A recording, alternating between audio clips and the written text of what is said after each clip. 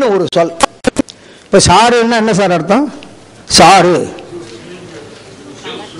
பழச்சாறு, fruit juice, அதுதான் இப்ப அர்த்தம் எல்லாருக்கும். அந்த காலத்துல சாறுன்னா ஃபெஸ்டிவல், கோயில் விழா. சாறு அயர்கள், சாறு அயர் மூதூர் சங்க இலக்கியத்தில் எத்தனை இடத்துல வருது. அந்த சொல் வழக்கு இறந்து விட்டது. அதாவது வழக்கத்தில் இல்லாத வழக்கிறந்த நூல்கள்னே போரு. சில நூல் செத்தே போச்சு. நம்ம போல ஆள் இருந்தா சாதாரண என்ன ஆகும்? நம்ம போல தமிழர் இருந்தான்னா இருக்கிறதும் செத்து போவோம். அந்த மாதிரி வழக்கிறந்தது சாறு. அதே மாதிரி கோட்டம், சங்க காலத்துல 24 கோட்டம் தொண்ட மண்டலம். கோட்டம்னா டிவிஷனுக்கு பேரு, கோட்டம்னா கோயிலுக்கு பேரு. திருவையாறு கோயில் காவிரி கோட்டம். கோட்டம்னு கோயிலுக்கு பேர். சுடுகாட்டு கோட்டம், இடுகாட்டு கோட்டம், வேல் கோட்டம், அமரசரு கோட்டம், சிலப்பதிகாரத்தில் கோட்டமா வருது. கோட்டம்னா கோயில். பிற்காலத்தில் கோட்டம்னா ஒரு ஏரியா, ரெவன்யூ டிவிஷன். இந்த ரெவன்யூ டிவிஷன் ஆபீசர் ஆர்டிஓன்னு ஒரு போஸ்ட் இருந்தது. தமிழ்ல அதை கோட்டாட்சி தலைவர், கோட்டாட்சி தலைவர்னு வச்சான். டைபிஸ்ட் கோட்டாட்சி தலைவர்னு அடிச்சான். நான் டவுன் பிளானிங் ஆபீஸா இருந்தவன். நான் வந்து டிஸ்ட்ரிக்ட் லெவலில் எல்லா ஆபீஸையும் பார்த்துருக்கிறேன். எங்க டைபிஸ்டே கோட்டாட்சி தலைவருக்கு அடினா கொட்டாட்சின்னு அடிச்சிருவோம். இப்படி கோட்டம் என்ற சொல் பழந்தமிழ் சொல் சங்க காலத்துல வழங்கி, பல்லவர் காலத்துல வழங்கி 500 வருஷத்துக்கு முந்தி குமரகோட்டம், காஞ்சிபுரத்துல கந்தபுராணத்துல, கந்தபுராண காலம் வரைக்கும் கோட்டம் வந்தது. வள்ளலார் காலத்துல செத்து போச்சு. வள்ளலார் கந்தசாமி கோயில், கலைஞர் வந்து ரிக்ஷாக்காரனை ஒழிச்சாரு. ரிக்ஷாக்காரனை ஒழிச்சோட அந்த ரிக்ஷா தமிழ் ஒழிஞ்சுது. ரிக்ஷாக்காரனுக்கு மெட்ராஸ்ல ஏறினா நான் படிக்கிற காலத்துல கந்தசாமி கோயிலுக்கு கூட்டு போனா ரிக்ஷாவுக்கு தெரியாது. கந்தசாமி கோயிலுங்களா அப்படின்பா, கோயில கோயில்பா. கந்தசாமி கோயில்னு சொல்லிட்டு இருந்தா மெட்ராஸ்காரெல்லாம். கோயில் வேணாம், கோயில் வேணாம், கோட்டம்னு பேர் வை அப்படின்னு சொல்லி கோட்டம்னாரு. இப்போ முத்துமாரசாமின்னு தான் பேரு அங்க இருக்க சாமிக்கு. முத்துமாரசாமி தேவஸ்தானம் தான் இப்போ அங்க லெட்டர் ஹெட்லாம் இருக்கு, நேம் போர்ட்லாம் இருக்கு. வள்ளலார் கந்தவேள், கந்த கோட்டத்தில் வளர் கந்தவேளே. கந்த சாமியை கந்த வேளாக்கினார், கந்தசாமி கோயில கந்த ஓட்டமாக்கினார். அதனாலே வணக்கத்திற்கும் வழிபாட்டிற்கும் உரிய அடிகளார் அவர்களுடைய பொன்னார் திருவடிகளை வணங்கி வருகின்றிருக்கக்கூடிய ஆய்வாளர் பெருமக்களுக்கும் அவையினருக்கும் என்னுடைய நெஞ்சார்ந்த நன்றி. வள்ளலார் உரைத்த மரணமில்லா பெருவாழ்வு எது என்பதை பற்றி நேரடியாக சொல்வதற்கு முன்னால், மரணம் என்றால் என்ன? உடலிலிருந்து உயிர் நீங்குவதுதான் மரணமா, அல்லது அதை தாண்டி வேற ஏதாவது இருக்கிறதா என்றெல்லாம் சிந்தித்து பார்த்தால் நிலையாமையை நம்முடைய அறிஞர் பெருமக்கள் மிகுதியாக சொல்லியிருக்கிறார்கள். அதைத்தான் நீங்கள் அங்கே அந்த ஒலித்திரையில் பார்த்து கொண்டிருக்கிறீர்கள். திருவள்ளுவர் சொன்னார், உலகத்திற்கு ஒரு பெரிய பெருமை என்று சொன்னார்.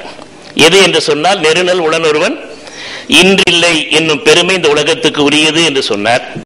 பின்னால் வந்த சித்தர் பெருமக்கள் அதை மிக கடுமையாக சொன்னார்கள். அதை ஆராய்ச்சியாளர்கள் சில பேர் குறையாக கூட சொல்வது உண்டு. ஏன் சித்தர்கள் இப்படி நிலையாமை சொல்லுகிறார்கள்? அப்படி சொல்லியும் யாரும் இன்னும் அறத்தின் பார் வரவில்லை. அதுதான் சிக்கல். மிக புல் சீழ் ஓடிவிட்டது என்று சொன்னால் அது அறுவை சிகிச்சை செய்துதான் ஆக வேண்டும். எனவே இறைவன் பால் அல்லது உங்கள் உயிர் பால் உங்களுக்கு ஒரு பற்று வர வேண்டுமானால் நிலையாமை எப்படிப்பட்டது என்பதை கொஞ்சம் கடுமையாகத்தான் சொல்ல வேண்டும். எனவேதான் சித்தர் பெருமக்கள் அதை கடுமையாக சொன்னார்கள். பட்டினத்தார் பாடலை நீங்கள் எங்கே பார்க்கிறீர்கள்? செத்துப்போம் பிணந்தென்னை திரளாக கூடி புரண்டு இனிமேல் சாம்பிழங்கள் கத்துது ஐயோ என் செய்வேன் தில்லை சங்கரனே என்று பட்டினத்தாருடைய பாடல் நிரம்ப இதை போன்ற பாடல் இருக்கின்றன. திருமூலர் தான் ஒருபடி மேலே போய் செல்வம் நிலையாமை, யாக்கை நிலையாமை, இளமை நிலையாமை, உயிர் நிலையாமை வரை எடுத்து சொல்லியிருக்கிறார். இவ்வளவு நிலையாமைகளையும் சொன்னதுக்கு காரணம் மரணத்தை பற்றி ஒருவருக்கு பயம் வர வேண்டும் என்பதுதான். அது கிறிஸ்துவ மதமாக இருந்தாலும் இஸ்லாம் மதமாக இருந்தாலும் மரணத்தை பற்றி யார் ஒருவருக்கு பயம் வருகிறதோ அப்பொழுதுதான் தங்கள் வாழ்க்கையை பற்றி நினைவு வரும். அதற்கு பிறகுத்தான் இதற்கு மேல் என்ன செய்ய வேண்டும் என்கிற எண்ணம் வரும் என்பதற்குத்தான் இந்த நிலையாமை கருத்துக்களை எல்லாம் சொன்னார்கள். இவற்றை பற்றி எல்லாம் நீங்கள் இப்பொழுது அதிலே பார்த்துக் கொண்டிருப்பீர்கள், படித்துக் கொண்டிருப்பீர்கள். எனவே இந்த உலகத்திலே பிறக்கிற எல்லா உயிர்களும் மறைந்து விடுகின்றன. அதை தொல்காப்பியர் ரொம்ப அழகா சொல்றார். புறத்திலே பொருளதிகாரத்துல புறத்திணையில 24வது நூற்பாவுல அழகா சொல்றார் பாருங்க. பலர் செல்ல செல்லா காடு. இதுக்கு மேல நாம ஒன்றும் சொல்ல முடியாது. நம்ம பாட்டனுக்கு பாட்டன் முப்பாட்டன் எல்லாரும் எங்க ஊர்ல இருக்கிற அந்த சுடுகாட்டுல தான் போட்டு புதைச்சிக்கிட்டே இருந்தோம். அது அங்கேயேதான் இருக்கு 3000 வருஷமா. ஆனா நம்மால் தான் போயிட்டே இருக்கிறார். தொல்காப்பியர் 3000 ஆண்டுகளுக்கு முன்னால் மிக நுட்பமாக இந்த கருத்தை எல்லாம் சொல்லியிருக்கிறார். அப்ப பெரியவங்க எல்லாம் இதுல இருந்து ஏதேனும் விடுபட வேண்டும் என்று நினைத்தார்கள். நான் சொல்ல போற செய்தி ஒரே நொடிதான். ஆனா அதுக்கு இவ்வளவு அடித்தளம் போட வேண்டியிருக்கு. வேற ஒன்றும் இல்லை. எல்லா ஞானிகளும் எல்லா அருளாளர்களும் ஒன்றை கேட்டார்கள் இறைவனிடம். அது திருவள்ளுவர் தான் முதல்ல சொன்னார். இறைவன் உங்கள் முன்னால் வந்தால் ஒன்றை கேட்டு பெற்றுக் கொள்ளுங்கள். அதுதான் மரணமில்லா பெருவாழ்வு. இப்படி சொன்னா வியப்பா இருக்கும். திருவள்ளுவர் இதை சொல்லி இருக்கிறாரா என்றால், வேண்டுங்கால் வேண்டும் பிறவாமை, மற்றது வேண்டாமை வேண்ட வரும். உலகத்தில் நீங்கள் எது ஒன்றையும் வேண்டாம் வேண்டாம் என்று சொன்னால் பிறவாமை உங்களை வேண்டிக் கொண்டு வந்துவிடும் என்று திருவள்ளுவர் சொன்னார். அதை காரைக்கால் அம்மையாரும் இரவாத இன்ப அன்பு வேண்டி, அந்த பாடல் உங்களுக்கு தெரியும். இரவாத இன்ப அன்பு வேண்டி பின்னும் வேண்டுகின்றார், பிறவாமை வேண்டும். ஒருவேளை மீண்டும் பிறப்புள்ளேன் உன்னை என்றும் மறவாமை வேண்டும். அப்ப என்னதான் செய்யணும்? வாழ்கிற பொழுது அரவாணி ஆடும் போது உன் அடியின் கீழ் இருக்க என்றார். அநேகமாக இவற்றை எல்லாம் நீங்கள் பார்த்திருப்பீர்கள். எனக்கு ரொம்ப பிடித்த பாட்டை நான் இங்கே கொடுத்திருக்கிறேன். மாதா உடல் சலித்தால் எத்தனை பிறவி, வல்விழியன் 1000 பிறவி பிறந்து நடந்து கால் சலித்தேன். என்னை படைத்த பிரம்மாவும் படைத்து வேதா கை சலித்து விட்டானே. இருப்பையூர் வாழ் சிவனே இன்னும் ஓர் அன்னையின் கருப்பையில் வாராமல் கார். இது போன்ற பாடல்கள் மாணிக்கவாசகர் கூட கோயில் மூத்த திருப்பதிகத்தில் 8வது பாடல் இது. செத்தேன் என்றால் சிறியாரோ என்கிற இந்த நிரம்ப செய்திகளை எல்லாம் நான் உங்களுக்கு காட்டியிருப்பதற்கு காரணம், எல்லா ஞானிகளும் இந்த பிறந்துட்டோம், இதிலிருந்து எப்படியாவது தப்பித்துக் கொண்டு இனி பிறவாம இருக்கணும். அதுக்கு ஒரே வழி மரணமில்லா பெருவாழ்வு. அதுக்கு தான் இந்த இலக்கிய சான்றுகள் ஒரு சிலது தான் காட்டியிருக்கிறேன். திருவள்ளுவர் கூட சொல்லியிருக்கிறார், உங்க கூட ஒன்றுதான் வரும்னு சொல்றார். எது வரும்?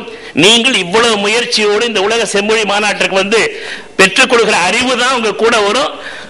ஆனா எது கூட வருமோ அதை இன்னும் நாம பல பேர் சேர்க்கல. எது வராதோ அதை இத்தனை வருஷமா கஷ்டப்பட்டு ஆடு மாடு வீடு செல்வம் எல்லா பட்டம் பதவி எல்லாம் சேர்த்து இருக்கிறோம்னு நான் சொல்லலீங்க. என் மேல யாரும் கோபப்படக்கூடாது. திருவள்ளுவர் சொல்றார் இந்த திருக்குறள், ஒருமைக்கண் தான் கற்ற கல்வி ஒருவருக்கு எளிமையும் ஏமா புடைத்து, ஒருமையில் ஆமை போல் 5 அடக்கல் ஆற்றின் ஒருவருக்கு எளிமையும் ஏமா புடைத்து. நிரம்ப இந்த சான்றுகள் இருக்கின்றன. அடுத்த பாட்டு உங்களுக்கு எல்லாருக்கும் தெரிஞ்ச பாட்டு. எவ்வளவு ஏன் இதை நகைச்சுவையோடு சொல்கிறார்கள் என்றால், அப்படியாவது உள்ளத்துல பதியுமா? பிறந்துட்டோம், பிறக்காம இருக்கணும். அதுதான் அன்னை எத்தனை எத்தனை அன்னையோ, அப்பன் எத்தனை அப்பனோ, பிள்ளை எத்தனை பெண்டிரோ பின்னும் எத்தனை பிள்ளையோ, மூடனே நாயடியின் அறிந்திலனே இன்னும் எத்தனை ஜென்மமோ, இதெல்லாம் நிறைய சொல்லியிருக்கிறார். நான் அதுல இருந்து திரும்பி அடுத்த கட்டத்துக்கு போறேன். ஏன் பிறந்தோம் என்பதற்கு ஞானிகள் விளக்கம் சொல்றாங்க. திருமூலூர்ல முதல் தந்திரத்துல உபதேசத்துல முதல் பாட்டு அற்புதமான பாட்டு, தீட்சை ரகசியம் அடங்கிய பாட்டு. விண்ணின்றெழிந்து வினைக்கீடாய் மேகொண்டு தன் என்ற தாளை தலைக்கு காவல் வைத்து உள் நின்று உருக்கி ஒரு ஒப்பிலா ஆனந்தம் எங்கிருந்து அந்த இறைவன் காட்டினாரா? கண் நின்று காட்டி களிம்பருத்தானே. இது ஒரு மெய்குரு பிரான் கிடைக்கிற பொழுது நேரடியாக அந்த இடத்தை சுட்டி காட்டி அந்த வள்ளலார் சொல்ற நெற்றிக்கண் எது என்று திறந்து காட்டுகிற பொழுது இந்த உண்மைகள்லாம் புலப்படும். இந்த வினை போகும் தேகம் கண்டாய் பட்டினத்தார் பாட்டு, இவற்றை எல்லாம் நீங்கள் அந்த கட்டுரையில் பார்த்துக் கொள்ளலாம். பிறப்புக்கு காரணம் வள்ளுவர் சொல்லுகிறார். அது அற்புதமான ஆறா இயற்கை அவா காரணத்தை சொன்னார். அதுதான் பிறப்பு காரணம். தீர்வு கடைசி 10வது குறள், அதையும் அவர் சொல்லியிருக்கிறார். அப்புறம் நம்மாழ்வார் அட்டது பற்றனில் உற்றது விடு முதல் 10 இருக்கிறது. இப்படி நிரம்ப செய்யுள் இலக்கியங்கள்லாம் இருக்கின்றன. ஐயா சொன்னார் மாணிக்க வாசகர், இந்த சயின்ஸ் எல்லாம் சயின்டிஸ்ட் ஆக முடியாது இல்லைங்களா? சயின்ஸ் எல்லாம் சயின்டிஸ்ட் ஆக முடியும், ஆனா சயின்டிஸ்ட் எல்லாம் சயின்ஸ் ஆக முடியாது. இப்ப பாருங்க பண்டிதார் இந்த பாட்டு கொடுத்திருக்க பாருங்க, புல்லாகி பூடாகி இந்த எவல்யூஷன் தியரியே அருமையா கொடுத்திருக்கிறார். எல்லா பிறப்பும் பிறந்திழைத்தேன் மெய்யே உன் பொன்னடிகள் கண்டுற்று விடுவிட்டேன். அந்த திருவடி எதுன்னு தான் பிரச்சனை. பல பேர் திருவடினா எதை நினைச்சுக்கிறாங்க? இது ஒரு உருவகம் தான். இதை நீங்க வணங்குவது தப்பு இல்லை. ஆனா இதுக்கு நேர்மாறாக அதை தாம்பரத்தில் வைக்கிறாங்க, அதை கழுவுறாங்க, குடிக்கிறாங்க. பாதோதகத்தை குடித்தால் முக்தி உண்டு உபநிஷம் சொல்லுது. உதகம்னா நீர், பாதோதகம்னா திருவடி கழுவி நீர் என்றால் இந்த திருவடி இல்லை, இது மண் தீண்டும் பாதம். சித்தர்கள் ஞானிகள் சொன்னது மண் தீண்டா பாதம், தூக்கிய திருவடியாக உங்களுக்குள்ளே கோடி சூரிய பிரகாசமாக பிரம்ம பிரகாசமாக ஜோதியாக ஒளிந்து கொண்டிருக்கிற அறிவாகிய திருவடியிலிருந்து இப்போது வந்து கொண்டிருக்கிறது இந்த சொல்லாகிய நீர். இதை நீங்கள் செவி வாயாக நெஞ்சி கலனாக என்றைக்கு அருந்துகிறீர்களோ அன்றைக்குத்தான் நெற்றிக்கண் திறக்கும், ஞானம் கிடைக்கும், மரணமில்லா பெருவாழ்வு போக முடியும். அப்பதான் உங்க ஜோதி